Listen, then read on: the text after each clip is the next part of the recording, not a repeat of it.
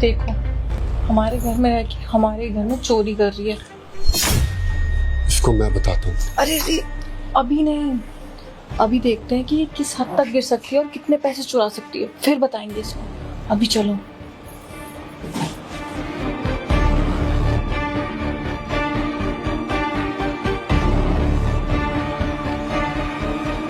दीक्षा, तुम्हारे साहब बैठे हुए, न सलाम न दुआ। इतना जल्दी में कहाँ जा रहे हो भाई? कहाँ की जल्दी है? साहब वो मैंने आपको देखा ही नहीं, जल्दबाजी में मैं जा रही थी इसलिए। अच्छा, काम कर लिया तुमने? हाँ साहब, घर का तो सारा काम मैंने कर दिया है, इसलिए मैं जा रही थी। वैसे तुम्हारा काम तो किचन में है ना, सफाई करने का और खाना बनाने का। तो तुम इस कमरे में क्या कर रहे थे? साहब वो आपकी अलमारी है ना, बहुत दिनों से बहुत गंदी हो रही थी, तो हमने सोचा उसे भी आज साफ कर देते हैं। अच्छे से साफ कर दी है पूरी अलमारी। सही बात है, गंदी तो काफी हो रही होगी। तुम्हारे माथे का पसीना बता रहा है, बहुत मेहनत की है तुमने कमरे के अंदर। एनीवेज, ये बताइए कि आप क्या छुपा कर लेकर जा रहे हो तुम हाथ में इस तरीके से? ये साहब, इसमें हमारा कुछ सामान है, वो ही लेकर जा रहे थे। अच्छा, ऐसा क्या सामान है भाई जो हमारे घर में इस तरह से छुप के लेके जा रहे हो और हम ही नहीं दिखा सकते? साहब हम आपको बता नहीं सकते हैं। सैम, अलमारी में जो पैसे थे ना, वो अलमारी में नहीं है। क्या? ये क्या बकवास कर रहे हो? तुम्हें पता है ना आज राठी की पेमेंट जानी है, पैसे कहाँ चले गए? हाँ, लेकिन उसमें पैसे नहीं है, मैंने अच्छे से देखे। घर में इसके अलावा कोई नहीं था, इससे पूछो पैसे कहाँ गए। मेम साहब आप ये कैसी बातें कर रहे हैं? आप हमारे ऊपर इल्जाम क्यों लगा रहे हो? तुझ पे इल्जाम नहीं लगा रही मैं, ये पूछ रही हूँ कि तेरे अलावा तो कोई था नहीं घर में, तो पैसे कहाँ गए? तुझे ही पता होगा ना। और ये अलमारी में सफाई कर रही थी ना, तू ही अलमारी में सफाई करी थी, तूने ही पैसे चुराए हैं। पैसे कहाँ हैं? सच सच बता। मेम साहब हमें क्या पता पैसे कहाँ हैं। दीक्षा, तुम्हारे चेहरे की घबराहट साफ साफ बता रही है कि तुम हमसे कुछ छुपा रहे हो। देखो, अगर तुमने एक्चुअल में चोरी की है तो मुझे सब कुछ सच सच बता दो, मैं तुम्हें पुलिस स्टेशन नहीं भेजूंगा। लेकिन अगर मुझे पता चला कि तुमने चोरी की है और तुमने मुझसे छुपा भी रहे हो, तो तुम्हारे साथ हरगिज अच्छा नहीं होगा। साहब तो ये क्या छुपा रहे हो, दिखाओ मुझे। साहब इसमें कुछ नहीं है, हमने बोला ना इसमें हमारा सामान है। देखा सैम, ये नहीं दिखा रही है ना। क्यों? क्योंकि इसी ने चोरी करी है, तभी तो नहीं दिखा रही है। इसमें जरूर पैसे छुपाए होंगे। चुपचाप दिखा क्या है इसमें। साहब लीजिए आपके पैसे। मेम साहब, अगर आपको हमें काम से ही निकलवाना था तो आप ऐसे ही बोल देते, हम ऐसे चले जाते घर से। अरे अजीब औरत है, एक तो चोरी की, ऊपर से तुम्हें ही सुना के चली गई। अरे सैम, तुम जानते नहीं हो इन जैसे गरीब लोगों को। सिंपैथी गेन कर रही थी और क्या। बस लाओ, इसको अलमारी में रख देती हूँ। और तुम ना ऐसे लोगों पे यकीन मत क्या करो, तुमने सर पे चढ़ाया हुआ था, तभी ये उल्टा बोल के गई है। गरीब लोगों को ना मुंह नहीं लगाना चाहिए। मैं दूसरी नौकरानी लाऊंगी अच्छी सी, ठीक है?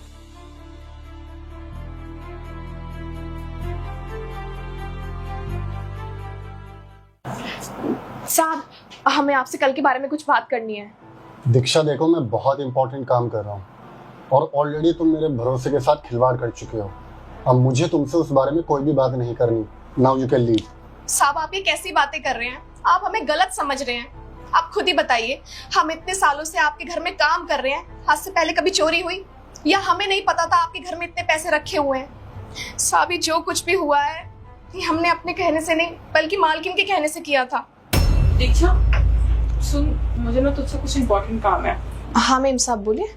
वो तिजोरी में जो पैसे रखे हैं ना, वो तेरे साहब को अर्जेंट में चाहिए, तो उनको ऑफिस जाके देना है। तो तू ऐसा कर, चाबी तो तेरे पास ही रहती है, तिजोरी में से पैसे निकाल ले, अपने पास रख ले। मैं तुझे बता दूंगी उनको कब देने हैं जाके, ठीक है?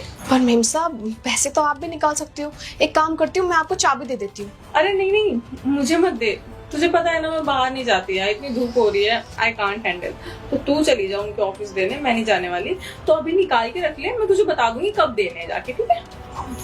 ठीक है।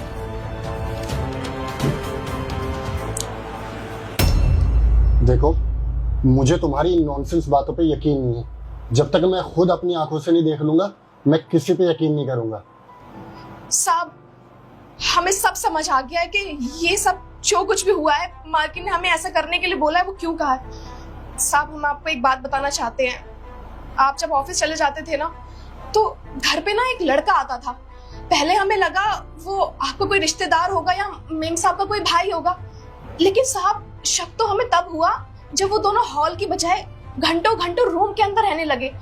हमने बहुत बार पूछने की भी कोशिश करी ये कौन है, तो मालकिन ने हमें डांट के भगा दिया। साहब हमें लगता है मालकिन को हमारे ऊपर शक हो गया होगा और उन्हें डर होगा कभी हम उस लड़के के बारे में आपको आके ना बता दे, इसलिए उन्होंने सारा नाटक रचा होगा हमें घर से बाहर भगाने के लिए। साहब हम सच बोल रहे हैं। तुम्हें पता भी है तुम किसके बारे में बात कर रहे हो? तुम अपनी मेम साहब और मेरी वाइफ के बारे में बात कर रहे हो।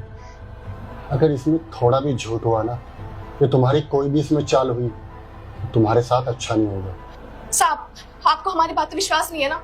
आप एक काम कीजिए, अभी हमारे साथ घर चलिए। वो लड़का अभी भी आपके घर में मौजूद होगा, सच में। ठीक है, चलो।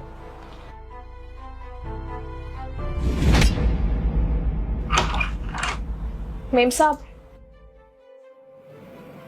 तू फिर आ गई यहाँ पे? तुझे कल ही घर से बाहर निकाला था ना? कितनी बेशरम है तू, फिर से टपक गई। मेम साहब आपको हमें घर से ही निकलवाना था तो एक बार बता देते, हम ऐसे चले जाते। चोरी का इल्जाम क्यों लगाया आपने हमारे ऊपर? और क्या करती मैं? तू आए दिन हमें साथ में देखती थी। मैं इस बात का वेट करती कि तू जाके सैम को बताए, फिर मैं तुझे घर से निकलवाऊं। इसलिए मैंने एक प्लान बनाया और देख, मेरा प्लान सक्सेसफुल भी हो गया। मेम साहब को जब आप दोनों के बारे में ऐसे पता चलेगा तो उन्हें कितना बुरा लगेगा। और उसे बताएगा कौन? तू। जो मैंने तेरे ऊपर इल्जाम लगाया है ना, उसके बाद सैम तेरी शक्ल भी नहीं देखना चाहता। इसलिए तेरा भला इसी में है कि चुपचाप निकल जा, इससे पहले कि मैं कुछ करूं। आपने बता तो दिया। मतलब?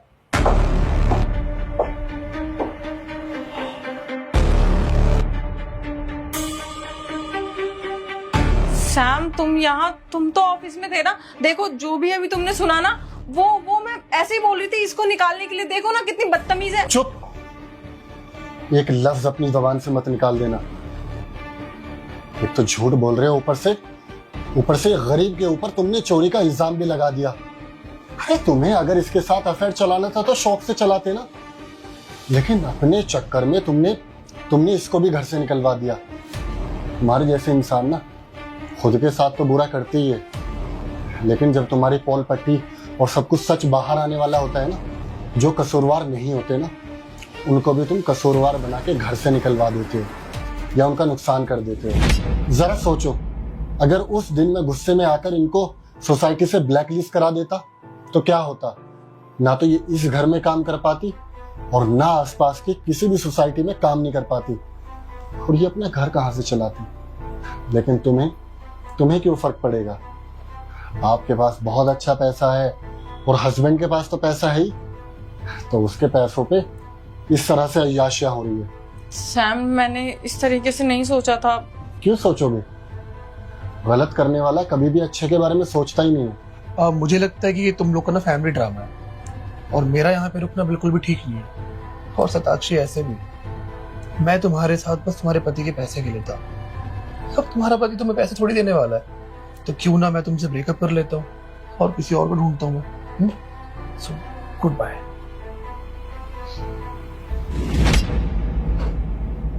देखा तुम्हारा चंद दिनों का प्यार किस तरह तुम्हें छोड़कर चला गया। सताक्षी, कभी कर्मा के बारे में सुना है तुमने? जो इंसान किसी के साथ बुरा करता है ना, तो ऊपर वाला उसके साथ बुरा जरूर करता है। तुमने इस लड़के के चक्कर में मुझे धोखा दिया, और देखो वो लड़का सिर्फ तुम्हारे साथ पैसों के लिए था, और अब तुम इस घर में भी नहीं रहोगी। ना तुम घर के रहे और ना घाट के। सैम मैं आज के बाद ऐसा नहीं करूंगी ना, आई प्रॉमिस। मैं बहक गई थी, मेरी कोई गलती नहीं है, ये मुझे लड़का बहकाता था। तुम दूध पीती छोटी बच्ची हो कि तुम्हें कोई भी लॉलीपॉप देगा और तुम बहक जाओगे। सताक्षी, आजकल के तो छोटे बच्चे भी बहुत इंटेलिजेंट होते हैं। माँ बाप उनको बचपन में सिखा देते क्या सही है क्या गलत है। तो ये घटिया सा एक्सक्यूज मुझे ना ही दो तो बेहतर है। और तुम्हें पता है सताक्षी, इस घर से तो तुम जा ही रहे हो। अब मैं तुम्हें तुम्हारे मायके भी रहने नहीं दूंगा। हमारी मम्मी को आज ही फोन करके सब कुछ सच सच बताऊंगा। Leave my home.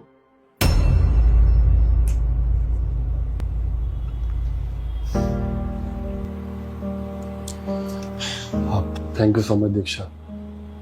अगर तुम नहीं होते और ये सब कुछ मुझे नहीं दिखाते तो मुझे कभी पता चलता ही नहीं। कि मेरे घर में पीठ पीछे ये सब क्या चल रहा है। और हाँ, अब से तुम इस घर में काम कर सकते हो दोबारा से। और अब ना तो शताक्षी यहाँ रहेगी और ना कभी कोई तुम पर चोरी का इल्जाम लगाएगा और तुम्हें काम से निकालेगा। ठीक है साहब, हमें कोई परेशानी नहीं है, हम कल से आ जाएंगे काम करने।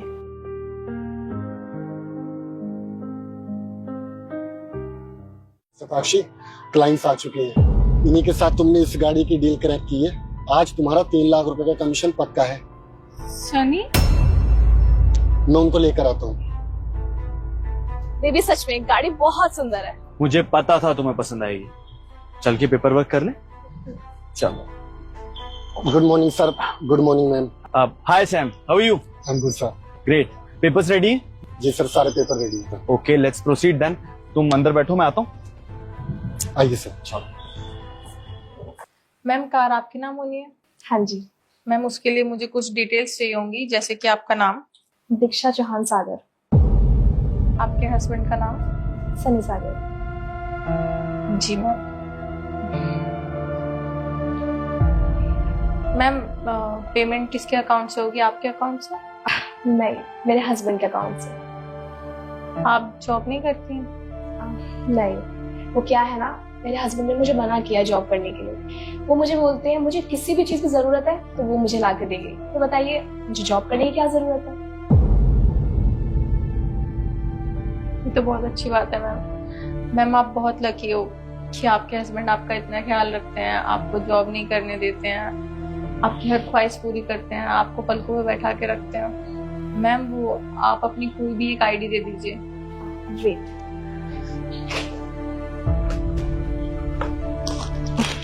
के लीजिए। मैम आप बैठिए, मैं बाकी के पेपर्स रेडी कर देती हूँ।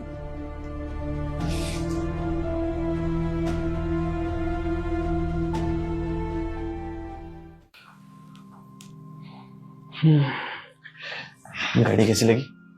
गाड़ी सच में बहुत खूबसूरत है सनी। सच में आज मैं बहुत खुश हूँ और बहुत ज्यादा एक्साइटेड हूँ। तुम्हारी खुशी के लिए कुछ भी। शताक्षी, क्या हुआ? अरे भाई, पहले दिन तुमने पूरे 30 लाख रुपए की गाड़ी बेची है, 3 लाख रुपए का कमीशन बना है। तुम्हें तो बहुत खुश होना चाहिए और तुम यहाँ उदास बैठे। सर किस बात की खुशी मनाओ? जिसको मैंने गाड़ी बेची है वो मेरा खुद का पति है। क्या हस्बैंड है? लेकिन इसने तो दूसरी शादी कर रखी है। सर वही तो देख के तो मुझे भी शौक लगा। इसने दूसरी शादी कर रखी है। और सर आपको पता है मेरे बच्चों पे तो ये ध्यान नहीं देता, मेरे खर्चे आज तक नहीं उठाए इसने, तभी तो मैं जॉब कर रही हूँ। आप खुद सोचिए ना कैसे आया ये अमीर बन के। जिसका पति इतना पैसे वाला हो वो जॉब करेगी, बट मुझे खुद के लिए जॉब करनी पड़ रही है और ये दूसरी बीवी को गाड़ी दिला रहा है। सर इस बात की खुशी मनाऊं मैं? मुझे कुछ समझ नहीं आ रहा, मैं क्या करूं? क्या करूं? अरे इस इंसान ने तुम्हारे साथ इतना बुरा किया है और तुम अभी भी सोच रहे हो क्या करूं? शताक्षी, लीगली ना तुम इसकी फर्स्ट वाइफ हो, तो ये गाड़ी अपने नाम कराओ और इस पे FIR करो। तुम्हें पता है इंडिया के कानून में दूसरी शादी करना, वो भी पहली बीवी के होते हुए, लीगली इसको सालों की सजा हो सकती है। और जो सब कुछ इसके नाम है ना, वो सब तुम्हारे नाम हो सकता है। समझ आ रहा है कुछ? सर मुझे कुछ समझ में नहीं आ रहा, मेरा दिमाग नहीं चल रहा, मुझे क्या करना चाहिए अब? ठीक है, जैसे जैसे मैं बोलूं वो सब कर लो। आ जाओ।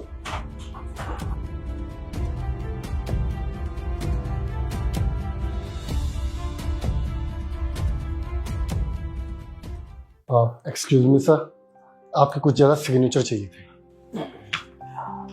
कहाँ साइन करने? यहाँ।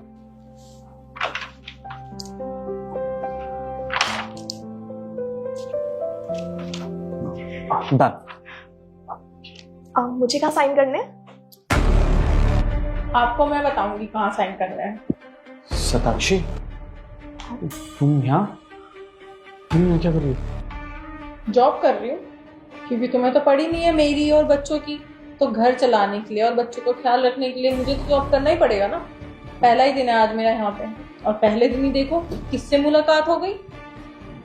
सनी, कौन है ये लड़की और ये सब हो क्या रहा है? ये क्या बकवास किए जा रही है? मुझे कुछ समझ नहीं आ रहा है। ये क्या बोलेगा? मैं बताती हूँ मैं कौन हूँ। वाइफ हूँ इसकी, पहली पत्नी। सनी क्या है ये सब? अब भूत बन के क्यों खड़े, कुछ बोलते क्यों नहीं हो?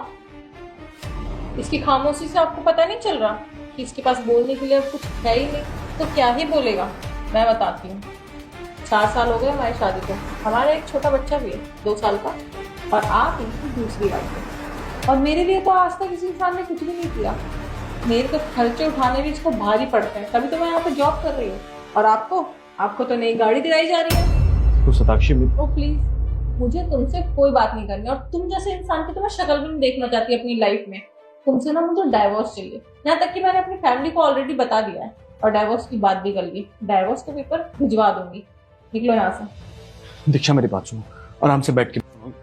क्या सुनूं? हाँ, अब जो कुछ भी कहना सुनना है ना, मुझे कोर्ट में मिलना, वहां तुम्हारी सारी बात सुनूंगी मैं। तुम्हारे जैसा घटिया इंसान मैंने अपनी पूरी जिंदगी में नहीं देखा। एक लड़की के होते हुए दूसरी लड़की के साथ ऐसे घटिया हरकत करते हो, शर्म नहीं आती तुम्हें? क्या कमी छोड़ी थी मैंने? हाँ, आज के बाद ना मुझे तुम्हारे साथ कोई वास्ता नहीं रखना है। और ये गाड़ी अपने पास रखो। तुम्हारी दी हुई मुझे कोई चीज नहीं चाहिए। और तुम मुझे ना कोर्ट में मिलना। अब हम दोनों तुम्हें बताएंगे कि 2 लड़कियों की जिंदगी के साथ खेलने का अंजाम क्या होता है, समझे? निकलो यहाँ से, मुझे तुम्हारी दी हुई कोई चीज नहीं चाहिए। Leave, I said leave. Satakshi एक बार बैठ के बात करते ना यार प्लीज। तुम जा रहे हो यहाँ से या मैं धक्के देकर बाहर निकालूं?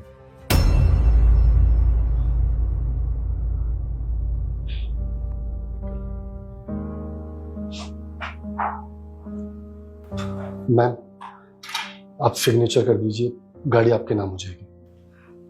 नहीं, ये गाड़ी मुझे नहीं चाहिए। इस पे मेरे हक से पहले इनका हक है, क्योंकि ये उनकी पहली बीवी है।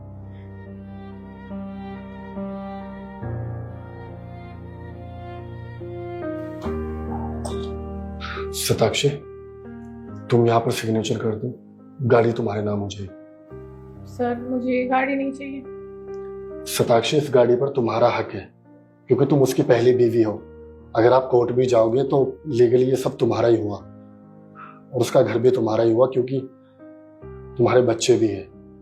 तो कोर्ट भी बच्चों का सोचते हुए घर और गाड़ी तुम्हारे ही नाम करेगा। प्लीज सिग्नेचर कर दो। कम से कम जाते जाते ये आदमी घर और गाड़ी तो दे गया, मेरे बच्चों को आराम होगा।